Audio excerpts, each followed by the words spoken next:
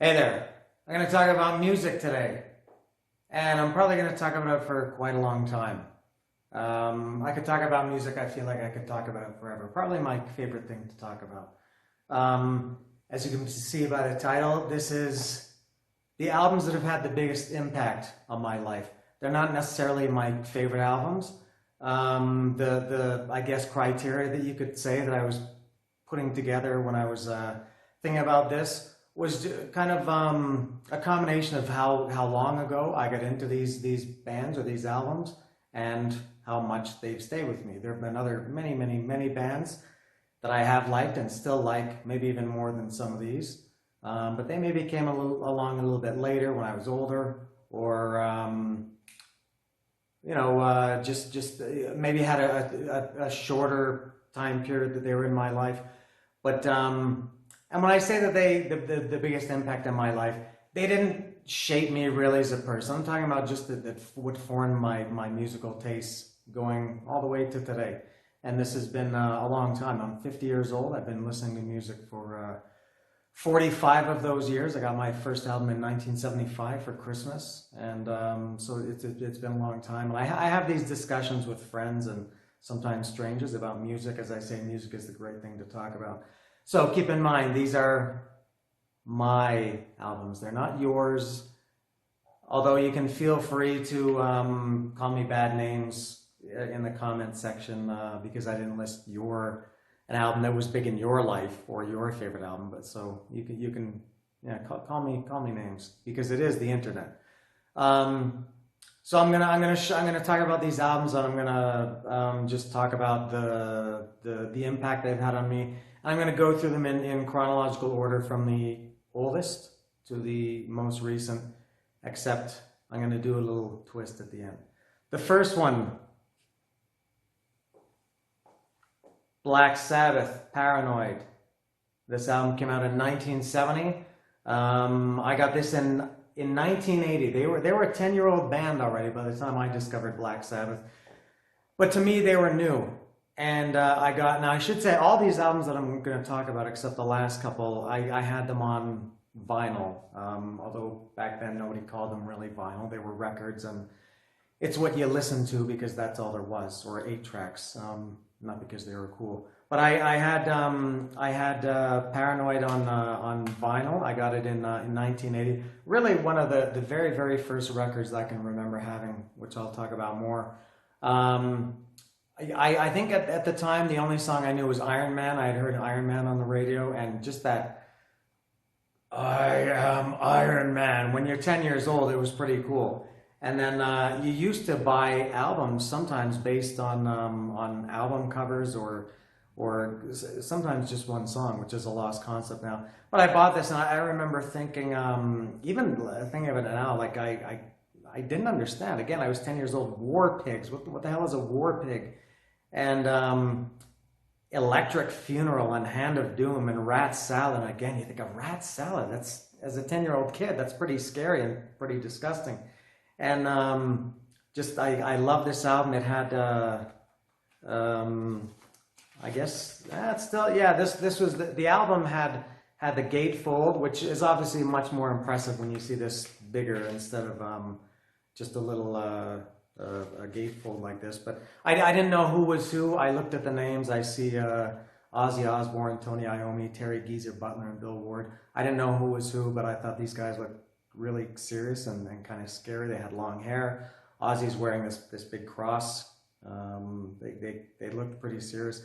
But Black Sabbath really helped pave the way for the music that I listen to today, as do all of these albums I'm going to talk about.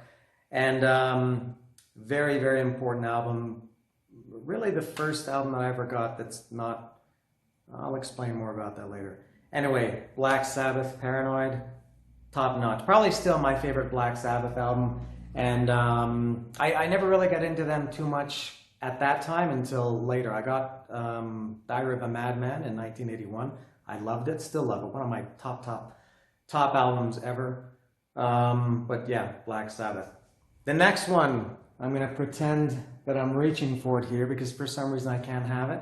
You can imagine that I'm holding the vinyl or the CD of AC/DC, Back in Black, came out in 1980. I got it. I don't think it was brand new when I got it, but it was their current album, and they were kind of unknown, at least in. I'm from Toronto.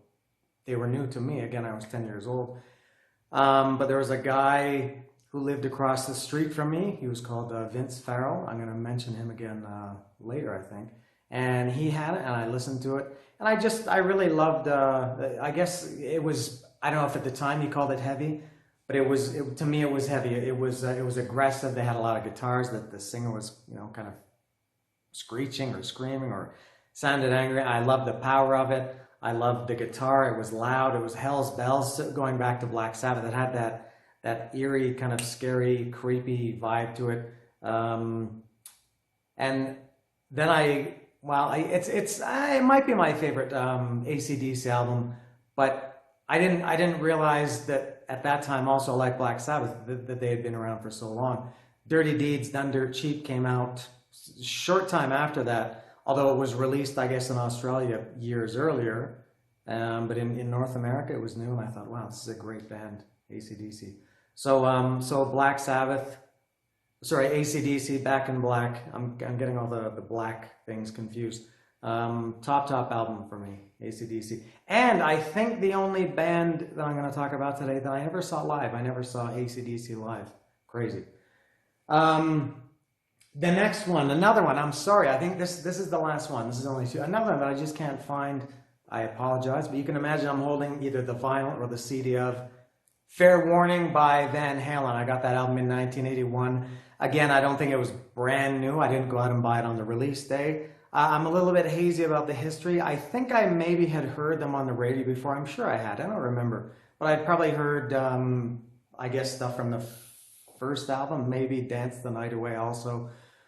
But I remember there used to be in the Toronto Star newspaper in the early 80s, they're every Friday, they used to print the Chum FM. There was a radio station, and they had, in the entertainment section of the Toronto Star every Friday, they had the top 30 songs. No, the top 30 albums, I think, was Chum FM, and then 1050 Chum AM maybe had the top songs. And there was a song called So This Is Love by Van Halen. And I guess I did know Van Halen, so I went out and I bought this, and I loved it. I love, it's Eddie Van Halen. I think probably a lot of people would say whatever, not the greatest, but their favorite. Pretty heavy album for Van Halen. They were kind of and I guess a lot of their stuff is kind of party, but that was a heavy album. Again, maybe that was why I was attracted to it. But Mean Street, Unchained, Sinner's Swing, So This Is Love, Dirty Movies. I thought, why is Dirty Movies in quotation marks, and Sinner's Swing has an exclamation point on the title?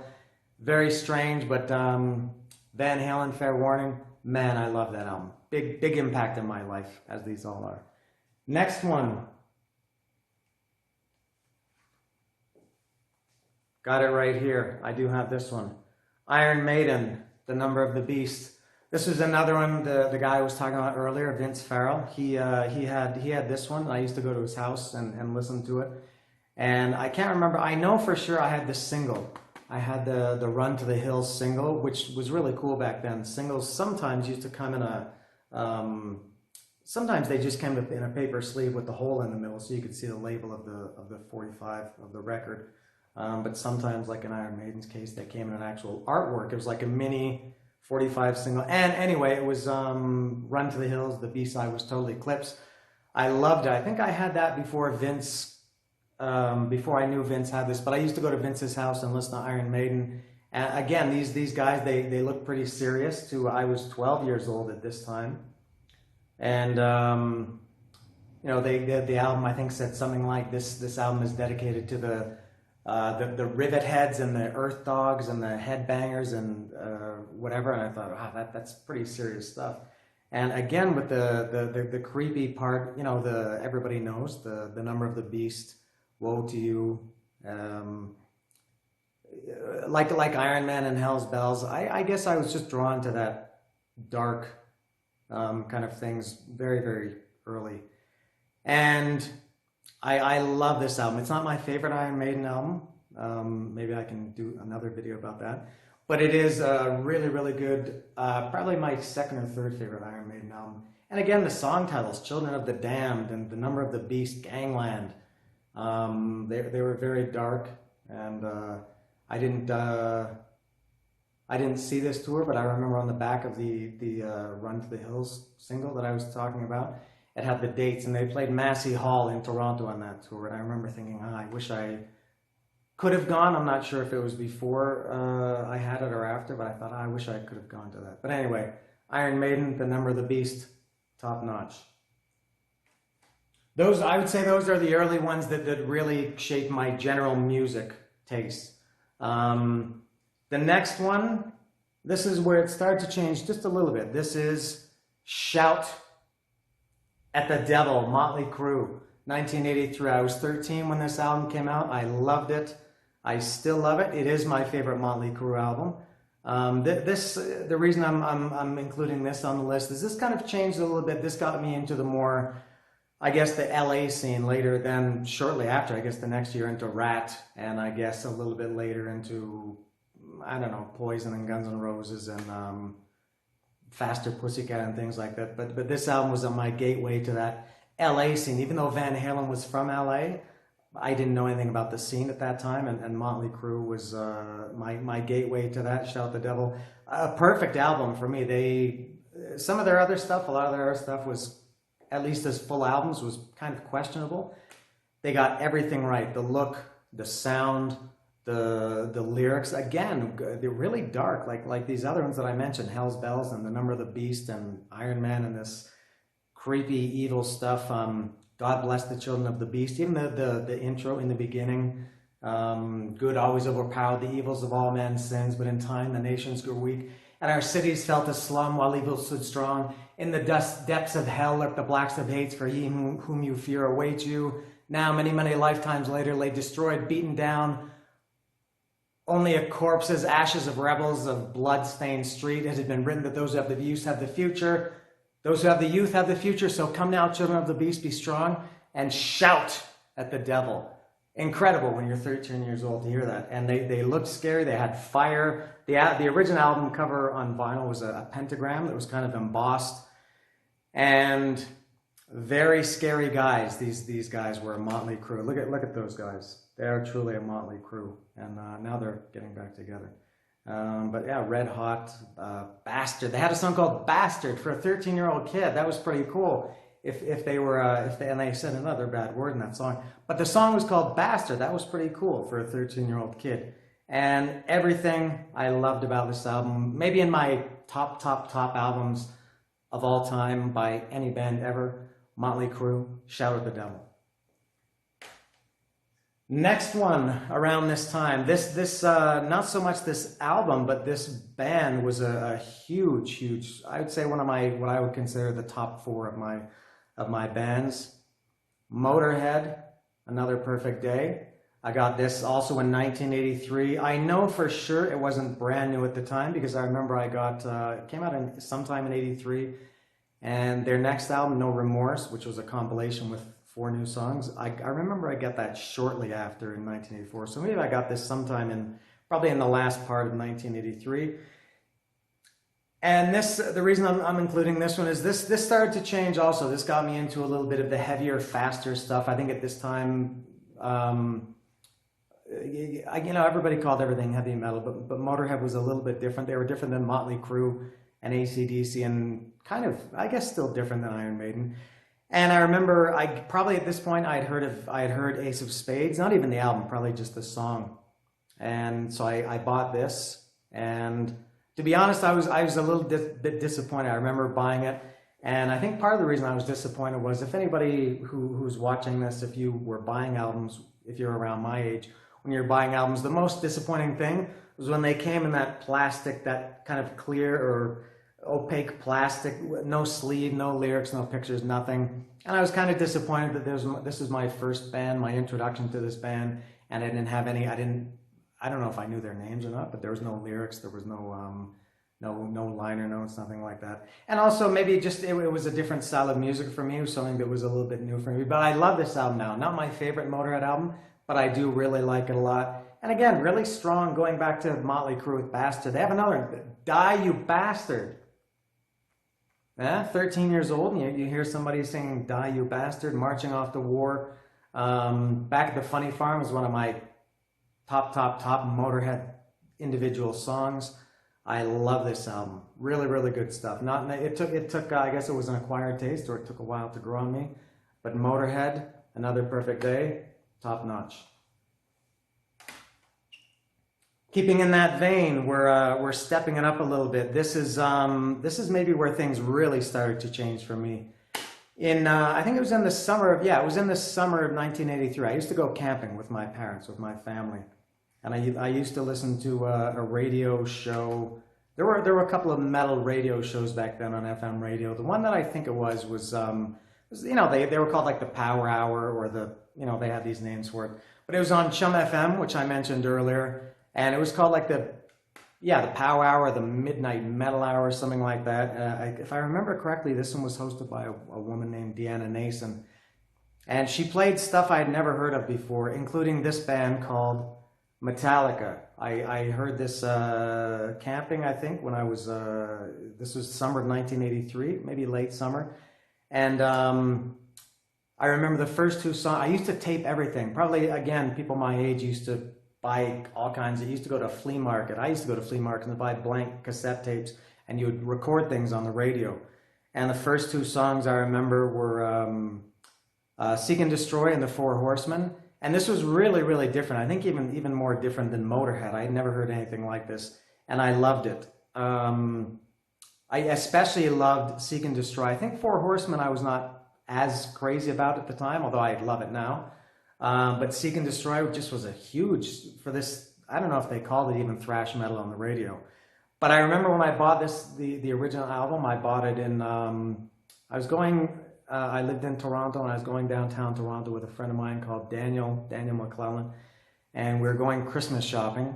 I guess our parents gave us some money to go downtown and buy some Christmas gifts.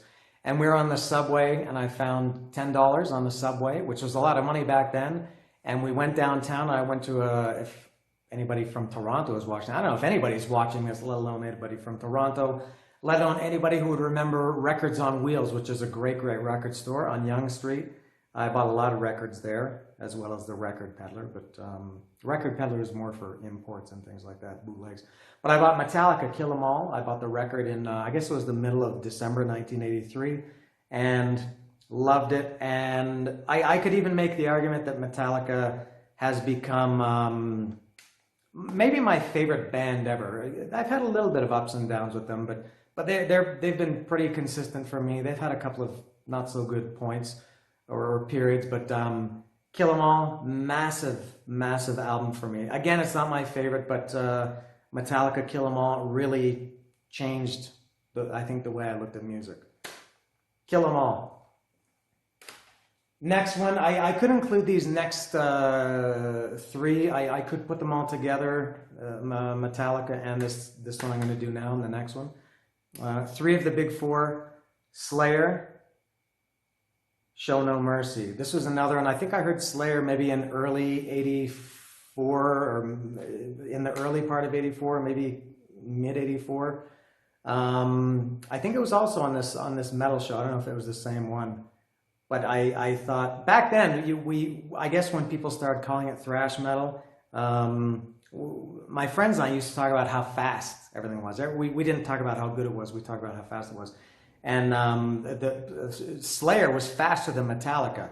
And I think especially Show No Mercy, the title track from this album, was just really, really fast. Not just the music, but the vocals, the singing. Because Metallica, well, I guess they kind of sang, or James Hetfield sang fast, but I don't think anybody at the time was faster than Slayer.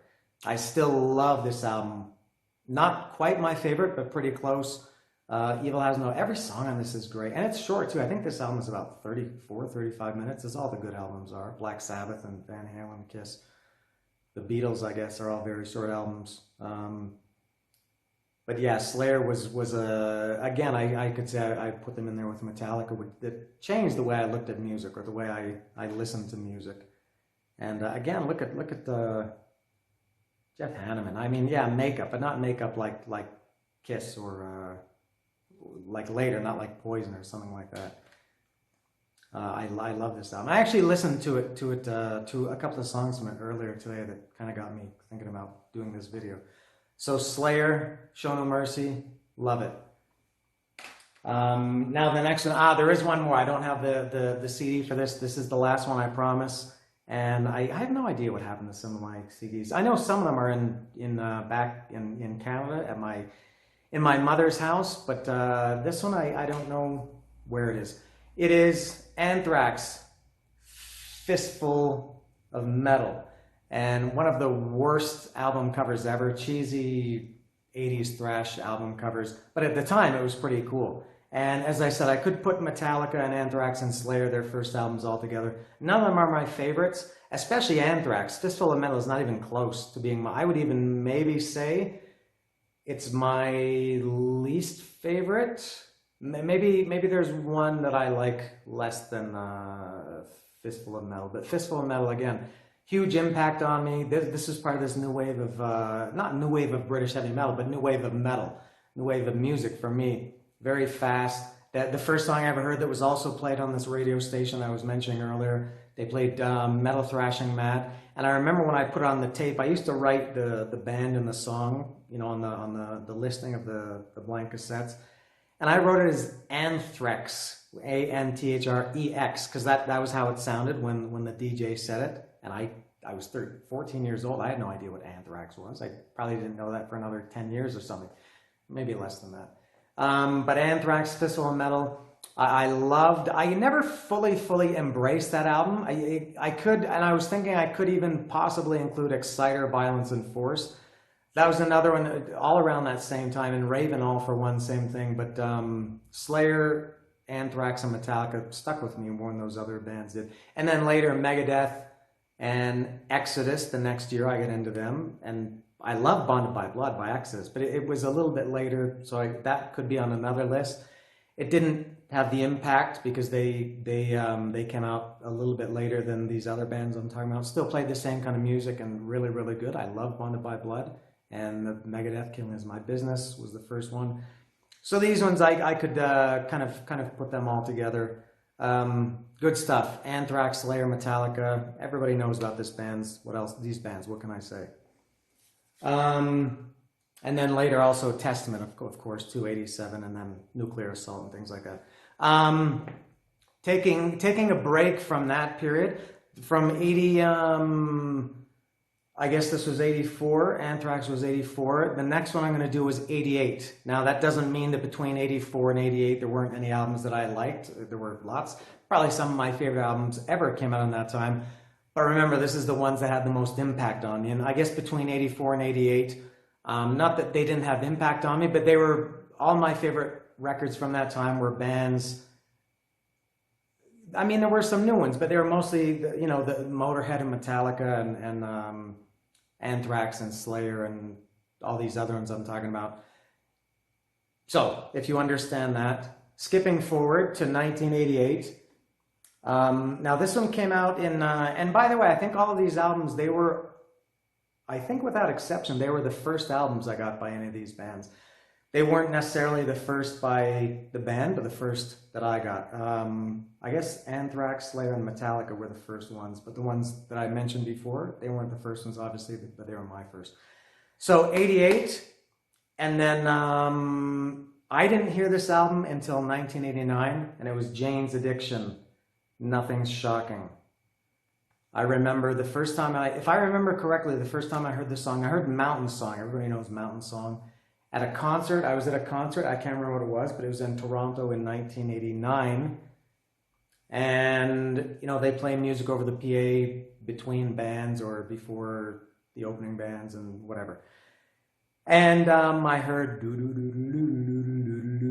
I heard the bass intro of Mountain Song, and I thought it was Tesla, Hang Tough, if anybody knows Tesla, which I love that album, the Great Radio Controversy, I love that album. And the bass of Mountain Song by Jane's Addiction, to me, sounded, and I think still does, sound like Mountain Song by Tesla. And until then the song kicked in, I thought, what the hell is this? And I don't know how this happened, but I remember somebody told me, I don't know if, I think it was somebody at the concert. I don't know if it was one of my friends. I don't think so, because I would have known about it.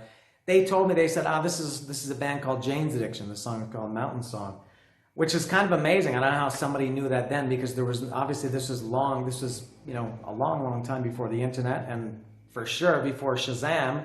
Now when you hear a song, you can Shazam it, if you can use Shazam as a verb, just like Google.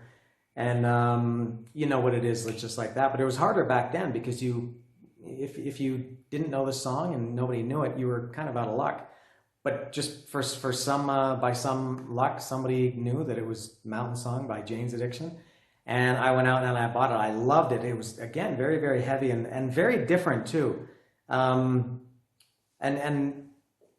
again, back then, if you heard new music, and this was kind of good, maybe I don't know, it's hard to compare eras, but something that was kind of good or maybe bad about back then, if you heard a song you liked, unless it was a single, like a 45 single, you had to go out and you had to buy the whole, well, not the CD, well, I guess it could be the CD later, but the album. So I bought Nothing Shocking based on the one song, the Mountain Song, and very happy that I did, because I loved it. I love this album. And this is the other band of these ones that I'm talking about that I never saw live. I never saw AC/DC. I never saw Jane's Addiction. I did see Porno for Pyros, which was Harry Farrell, the singer. It was his other band. I saw them in '93. Well, I love that. The first Porno for Pyro albums was maybe as good as any Jane's Addiction album.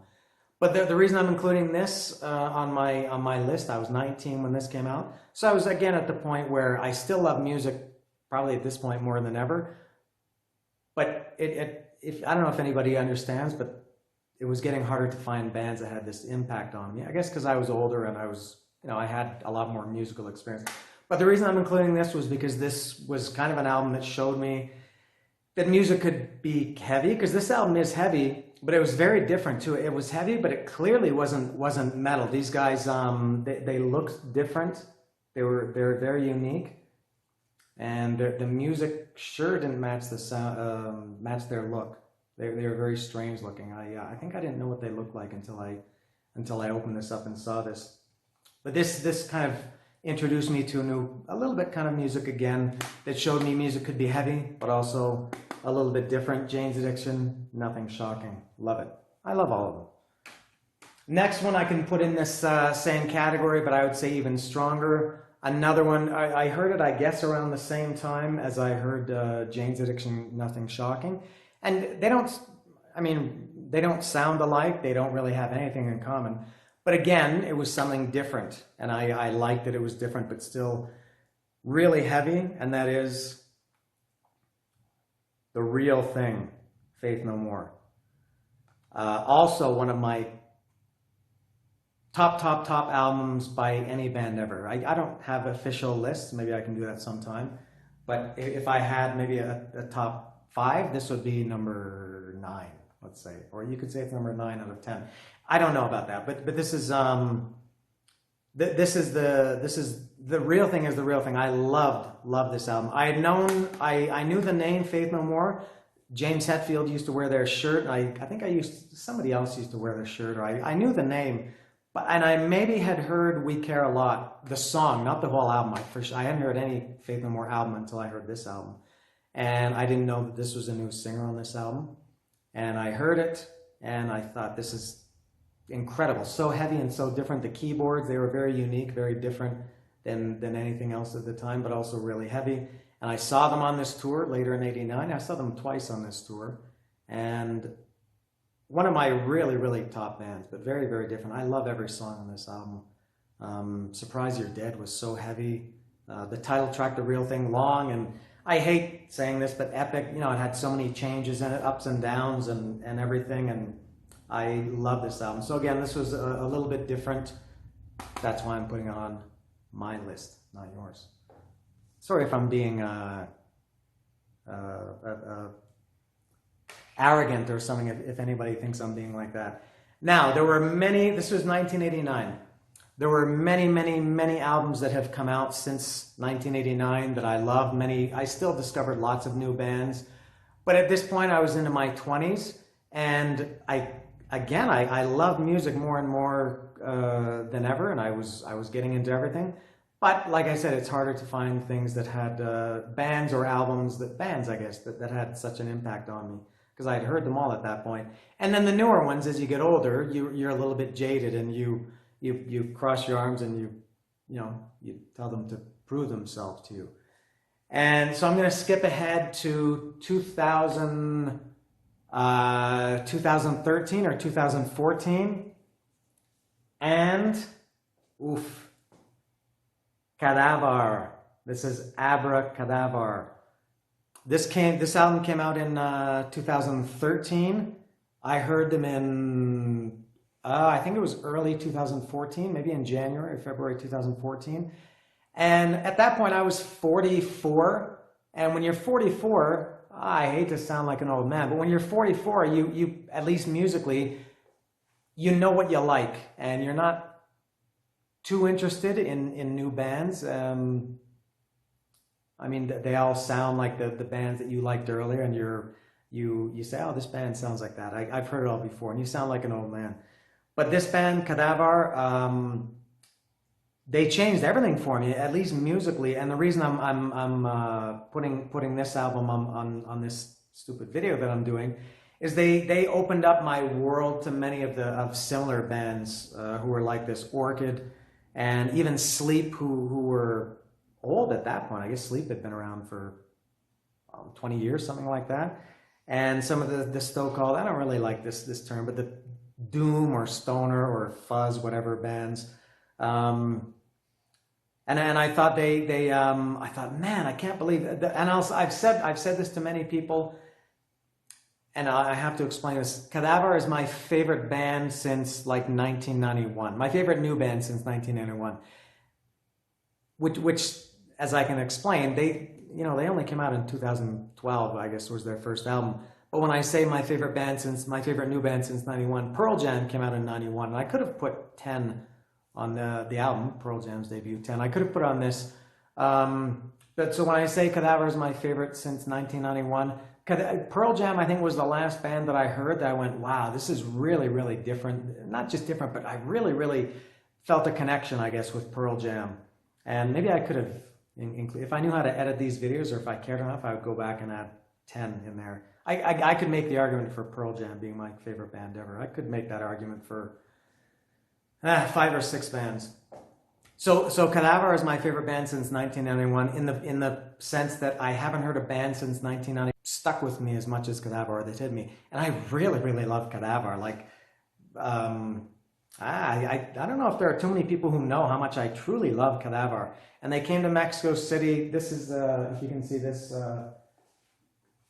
poster, Wolf Mother and Cadaver. They came to Mexico City in 2014. That was in May. And so I was really into this band, and I thought, there's no way they're ever going to come to Mexico. They're all the way from Germany, and they're not that big, and they're not going to come all the way. And then they announced this show that they're opening for Wolf Mother, and I didn't really care about Wolf Mother too much. So they're okay. I like them, but I'm not really into them. But I thought, I got to go see them. And so I saw them, and then they played kind of a surprise show the next night at a tiny, tiny bar called Caradura, and I saw that. So this band that I thought would never come to Mexico and I would never see them, and I was disappointed because I thought, man, this is the first band that I'm really discovering in 20 years or 15 years or something, and I'll never see them. I've now seen them. They've played in Mexico City 6 times since 2014. I've seen all 6. I'm probably, for what this is worth, I'm probably the only person in Mexico that's seen all 6 of their Mexico shows, because they've played twice at Caradura, small place that only holds like 300 people. And I don't know if there were too many people that were at both of those shows, but I've seen them all 6 times.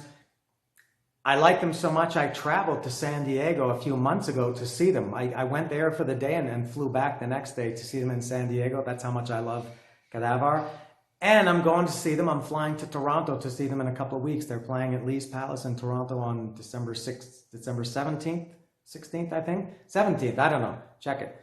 And so I'm going to see Cadaver. I'm flying to see this band twice internationally. That's pretty good. That's for For a 50-year-old guy, that's pretty good. This is what this is how you are when you're a teenager. And I'm very, very happy that Cadaver came into my life because I really, really, really love them. And again, this is not my favorite album by them, but huge. This opened the doors for me.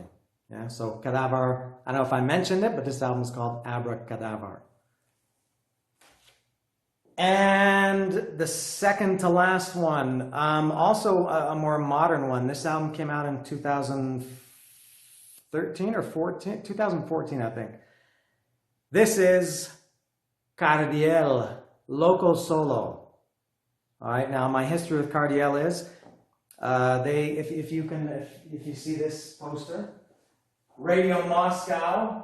If anybody knows Radio Moscow played in also at this same place I was mentioning a couple minutes ago that Cadaver played.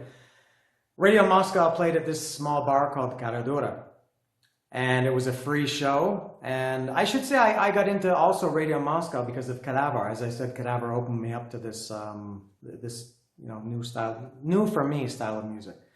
And opening for Radio Moscow were two bands I'd never heard of. One was called The Rising Sun, and the other one was Cardiel. I'd never heard of them. To be honest, I hated both names. I thought, Cardiel, what the hell is Cardiel? Turns out that it's a professional skateboarder, because these Cardiel are big skateboard people. And I thought The Rising Sun, nothing wrong with it, but a cliche name anyway. So I went to see Radio Moscow and Rising Sun and Cardiel. Loved all three. I had never seen either of them. Sorry, I'd never seen either of the three of them. And I loved all three. Rising Sun, I could almost put them in the same category as Cardiel, but this was in 2015. And the first time I saw Cardiel, I've now seen Cardiel 29 times, including just about on Halloween. I saw them on Halloween, just like 3 weeks ago. So I went from 0 times to Cardiel to 29 times seeing them live. That's how much I love them. I've seen them in 4 different states in Mexico. I travel a lot. I'm like an idiot. I travel around to see Cardiel. I've seen them in 4 states, and probably of the 29 times, probably 17 or 18 or 19 different venues. I love Cardiel. My one problem with Cardiel, I need new music, man. They only have this album and another EP called Aloha from Fuzz, which I also love. And they have many songs that they play live and that they've recorded, but they haven't put them out. They're sitting on them. Don't sit on them, Cardiel, if you watch this. And the only reason you'll watch this is because I'm going to tell you to watch it. They know what I think about their band. I have a Cardiel tattoo. A Cardiel theme tattoo. It's down here, so you can't see it. It's on my leg, but it's my name, Daniel, and it's Dan instead of Card, and it's in their logo. They have a cool logo. That's how deep my my dedication to Cardiel is. And I have a Motorhead tattoo also. If anybody can see this, with my name in Canada instead of Motorhead England, and this is, if you can see the Cardiel. Anyway, this is not an exhibition show. So Cardiel, the reason I'm including them on this video, on this list, is they really opened things up for me like Cadaver did. Kind of, this is related to Cadaver. They opened things up for me in terms of Mexican bands. This introduced me to, in a kind of direct or indirect way, because they played shows with all these other bands with, Black Overdrive, Johnny Nasty Boots, Venom Savathi, Los Viejos, Fumata, Terror Cosmico. Mexico has some really, really good bands. This is at the top of the list, I think. El Cascabel, the Bunions, really, really good Mexican bands. Nobody is better than Cardiel. The Rising Sun is really, really close. Really close. I've also seen them, I think, 20 times live. But Cardiel, very important band. Modern, in terms of modern times, Cardiel is top notch for me. I keep saying top notch. I need new adjectives. That's not all. You thought I was going to say that's all. If you're still watching, you thought I was going to say that's all. I'm going to go back to the beginning. The number one album that had the biggest impact in my life musically again. Kiss Alive. This is the old they call these Fat Boy CD cases, or Fat Boy jewel boxes. I can't tell anybody how it's kind of stupid or weird or sad or funny to think that this is the first album I ever got. I got this album in 1975 for Christmas. I had just turned 6 years old. I was born in November 1969. I got this in December 1975, so I just turned 6. This was really my introduction to music, and this album, I guess, really it paved the way for all these other bands that I've mentioned. If not for this album, maybe I wouldn't, because Kiss, they're not like a heavy, they're not Metallica or Iron Maiden or anything like that, but they had aggressive guitars and they were very explosive and bombastic, and the makeup and everything, and that really put me on the musical path that I'm still walking down today.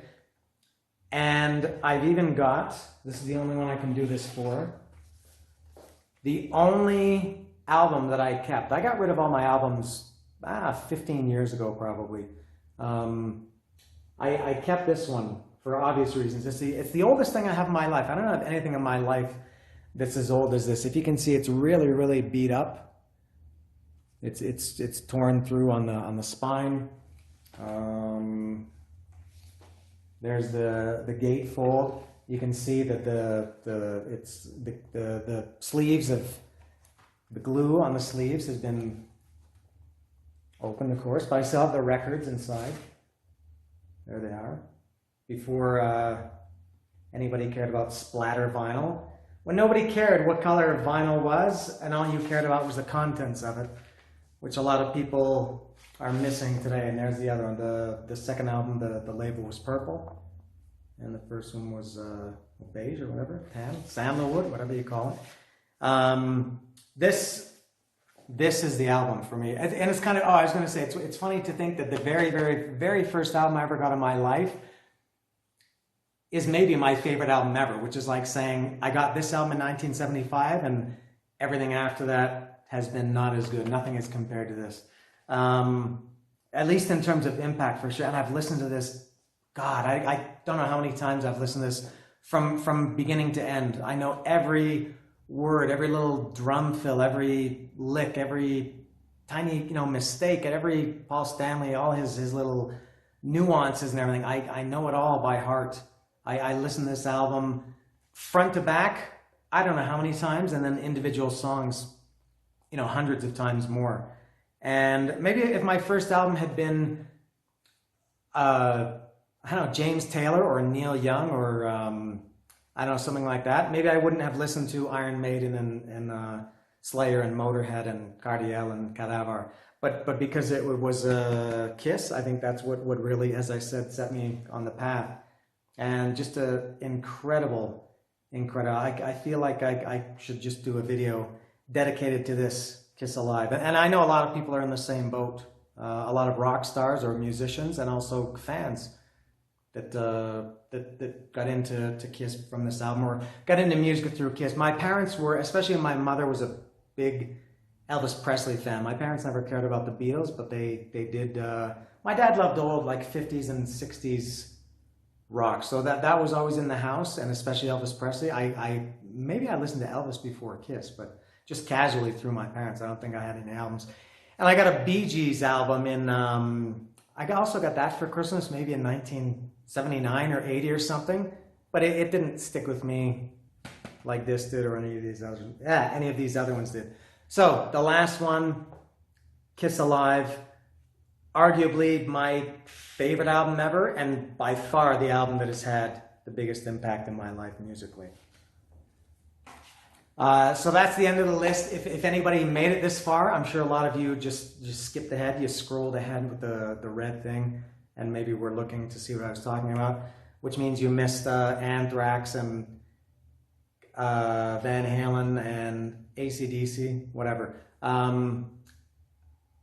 If you want to, I hate doing this. I hate propaganding, if I can use that as a verb. I know it's not. For people to leave comments or anything. Uh, Give me your comments again if you want to tell me I'm an idiot because I didn't put the first Destruction album or something like that. That's all right. If you want to tell me your favorites, anything else. If you have any ideas for any other videos that I could do related to music, I have a couple of other ideas that I've been thinking about doing this for like a year, and I just kind of never really, I guess, got around to it or cared about. I was bored today and I had nothing to do, and like I said, I was listening to Slayer, and that planted the seed. So that's it. So those are the I don't know how many albums this was. Probably, I don't know, 11 or 12 or 13. I know it wasn't 10.